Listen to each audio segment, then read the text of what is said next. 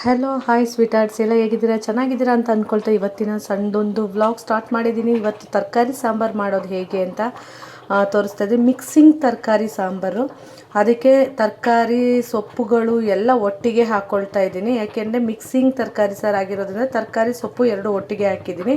ಇದನ್ನು ಬೇಯಕ್ಕೆ ಇಟ್ಕೊಳ್ತಾ ಇದ್ದೀನಿ. ತರಕಾರಿ ಬೆಂದಾದಮೇಲೆ ಸ್ವಲ್ಪ ಬೆಂದಮೇಲೆ ಟೊಮೊಟೊನು ಕಟ್ ಮಾಡಿ ತರಕಾರಿ ಜೊತೆಗೆ ಹಾಕ್ತಾ ಇದ್ದೀನಿ. ನಾನು ಸ್ವಲ್ಪ ನೋಡಿ ಕುದಿಯೋಕ್ಕೆ ಸ್ಟಾರ್ಟ್ ಆದಮೇಲೆ ಈ ರೀತಿಯಾಗಿ ಬೆಂದಿದೆ. ಆ್ಯಕ್ಚುಲಿ ಹೇಳ್ಬೇಕಂತಂದ್ರೆ ಅದಕ್ಕೆ 1 ಸ್ಪೂನ್ ಖಾರ ಪುಡಿ ಹಾಕ್ಕೊಂಡು ಉಪ್ಪು ಹಾಕ್ಕೊಂಡು ಬೇಯಿಸ್ಕೊಂಡಿದ್ದೀನಿ ನಾನು. ಸೊ ಈ ರೀತಿಯಾಗಿ ಮಿಕ್ಸಿಂಗ್ ತರಕಾರಿ ಸಾಂಬಾರು ಬೆಂದಿದೆ. ಅಂದರೆ ಇದು ಷಷ್ಠಿ ಹಬ್ಬದಲ್ಲಿ ಮಾಡುವಂತಹ ಒಂದು ತರಕಾರಿ ಸಾರು ಬೇಕು ಅಂತ ಹೇಳ್ಬಿಟ್ಟು ತೊಗೊಂಡಿದ್ದೀನಿ ನೋಡಿ. ಧನಿಯಾ ಪುಡಿ 2 ಸ್ಪೂನ್ ತೊಗೊಂಡಿದ್ದೀನಿ. ಖಾರ ಪುಡಿ ನಿಮ್ಗೆ ಎಷ್ಟು ಖಾರ ತಿಂತೀರಾ ಅಷ್ಟನ್ನು ತೊಗೊಳ್ಳಿ, ಇಷ್ಟೇ ಅಂತ ಇಲ್ಲ. ಹೀಗೆ ಅರ್ಧ ಭಾಗ ಅಷ್ಟು ತೆಂಗಿನಕಾಯಿ ತೊಗೊಂಡಿದ್ದೀನಿ. ಸ್ವಲ್ಪ ಹುರ್ಗಡ್ಲೆ ಹಾಕ್ಕೊಂಡಿದ್ದೀನಿ, 2 ಟೊಮೊಟೊ, 2 ಈರುಳ್ಳಿ, ಸ್ವಲ್ಪ ಕೊತ್ತಂಬರಿ ಸೊಪ್ಪು, ಸ್ವಲ್ಪ ಬೆಳ್ಳುಳ್ಳಿ, 2 ಮೆಣಸಿನ್ಕಾಯಿ, ಗೋಡಂಬಿ ಮತ್ತು ಬಾದಾಮಿ ತೊಗೊಂಡಿದ್ದೀನಿ. ಹಾಗೆ ಸ್ವಲ್ಪ ಹುಣಸೆಹಣ್ಣು, 1 ಇಂಚಷ್ಟು ಚಕ್ಕೆ, ಒಂದೇ ಒಂದು ಏಲಕ್ಕಿ ತಗೊಂಡಿದ್ದೀನಿ.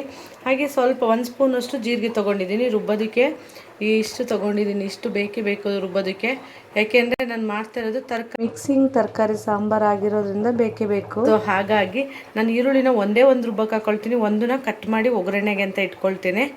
ಸೊ ಇಷ್ಟು ರುಬ್ಕೊಳ್ಳುವ ಬನ್ನಿ. ಇವಾಗ ಫುಲ್ ನೈಸ್ ಪೇಸ್ಟ್ ಮಾಡ್ಕೊಳ್ಬೇಕು.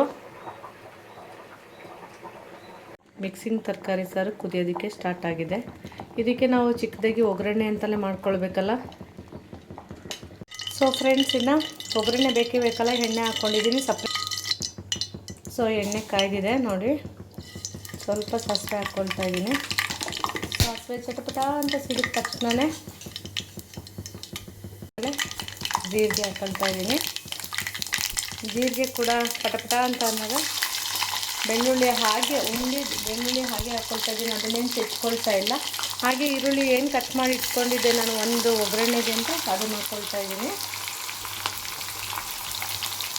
ಇಷ್ಟೇ ಸಾಕು. ಹಿಂಗೆಲ್ಲ ಏನು ಬೇಡ. ಹಿಂಗೆಲ್ಲ ಯೂಸ್ ಮಾಡಿದ್ರೆ ಟೇಸ್ಟ್ ಬೇರೆ ಥರನೇ ಆಗುತ್ತೆ. ಸೊ ನಾನು ಇಷ್ಟೇ ಒಗ್ಗರಣೆ ಹಾಕೋದು ತರಕಾರಿ ಸಾಂಬಾರಿಗೆ. ಸಾಮಾನ್ಯ ನಾನು ಹಿಂಗು ಅಡುಗೆಗೆ ಯೂಸ್ ಮಾಡೋದು ಕಮ್ಮಿ. ಇದು ಸ್ವಲ್ಪ ಬ್ರೌನಿಷ್ ಬರಬೇಕು. ಬ್ರೌನಿಷ್ ಬಂದಮೇಲೆ ಏನಿಲ್ಲಿ ಕುದಿತಾ ಇದೆಯಲ್ಲ ಸಾಂಬಾರು, ಅದಕ್ಕೆ ಹಾಕುವ. ಸ್ವಲ್ಪ ಬ್ರೌನಿಷ್ ಬರಬೇಕು. ಸೊ ಈ ರೀತಿಯಾಗಿ ಬ್ರೌನಿಷ್ ಬಂದಮೇಲೆ ಇದನ್ನು ತೆಗೆದು ಸಾಂಬಾರಿಗೆ ಹಾಕಬೇಕು ಅಷ್ಟೇ. Very simple. ಈಗ ಸ್ಟವ್ ಆಫ್ ಮಾಡ್ಕೊಳ್ತಾ ಇದ್ದೀನಿ.